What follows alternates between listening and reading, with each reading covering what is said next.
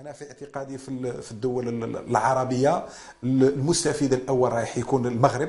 لماذا؟ لأن استثمر خلال 10 سنوات الفارطة فيما يخص التنافسية، وضع هياكل اقتصادية اللي تخليها تقدر تستقطب استثمارات أجنبية مباشرة. نعطيك أنا مثال: صناعة السيارات البريطانية 57% موجهة إلى الاتحاد الأوروبي. فهذه الاستثمارات لما راح تخرج من بريطانيا، إذا كانت فيه هذه العوائق، تروح إلى أوروبا. إذا الشركات هذه راح تشوف وين أكثر تنافسية. إذا أكثر تنافسية وين معناه نسيبوا إنتاجية نسيبوها في رومانيا، في بولونيا، في المجر، وأيضا في المغرب، لأن عنده محطة يعني فيما يخص الصناعة، قاعدة عسكرية أو قاعدة صناعية وبنى تحتية. نعم.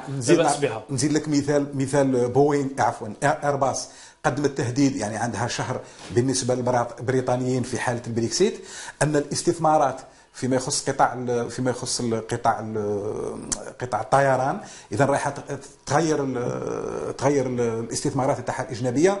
هي توظف 15,000 بريطاني في بريطانيا. اذا اللي عنده اكثر مؤهلات المغرب، نذكر ان المغرب يصدر حوالي مليار دولار فيما يخص قطاع الغيار تاع الطيران.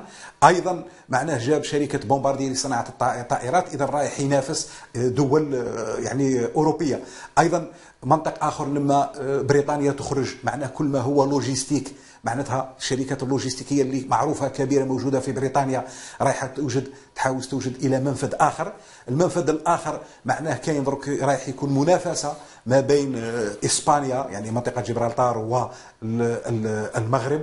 لما نتكلم على يعني هذا الصراع، يعني علاش يخلي في الدول العربيه يعني المغرب؟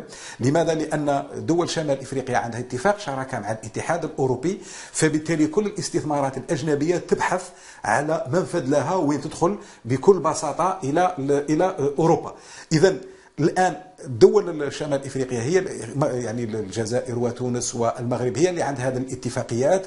ربما فيه امتياز لتونس اكثر، الوضع الامني ما يخليش لتونس، عدم وجود قاعده صناعيه ما يخليهاش تكون تلعب الرائد. الجزائر في اعتقادي ان 15 سنه كل سنه نصرفوا يعني 100 مليار دولار، يعني ما يقارب اكثر من 1500 مليار دولار، راحت اجور، راحت اعلانات عن مناقصه، مازال نفكر في السياسه الاجتماعيه.